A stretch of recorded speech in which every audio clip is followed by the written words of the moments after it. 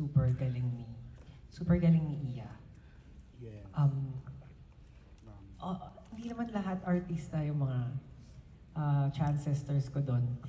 Pero with the performance of Iya, dalawa lang yung take na ginawa niya. Sobrang nanginig lahat, umiyak lahat. Kasi, I mean, at the end of the day, parang party lang talaga siya pag pinagsama-sama mo ang mga trans sa isang place. Ang gulo-gulo talaga, ang saya-saya.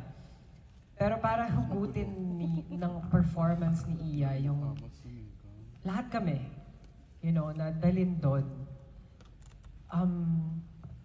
Kasi parang when we're together, masaya kami. Hindi namin naiisip yung mga ganong mga bagay.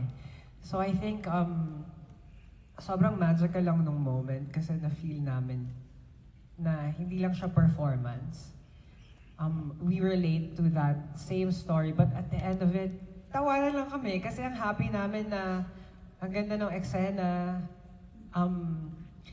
Hindi namin inarte, kumbaga. Yung nuances ng hindi rin kami like dito ka, hindi ganoon ang pag-direct ni Direk Rodina sa amin. Hinayaan lang niya na lumapit lang kayo kay Mama Guada. Yung natural yung gagawin kung ganito yung nangyari talaga. So, ang laking tulong kasi to me na medyo may idea kung paano i-arte yung mga bagay-bagay. To see my sisters, the way they react, naturally with nuance, ang dami ko rin natututunan. So, yeah, parang ganun din kay Iya. Sa kanya, siya talaga yung naging force nung eksena na yon. So, I'm just really happy na sa casting ni Rodina.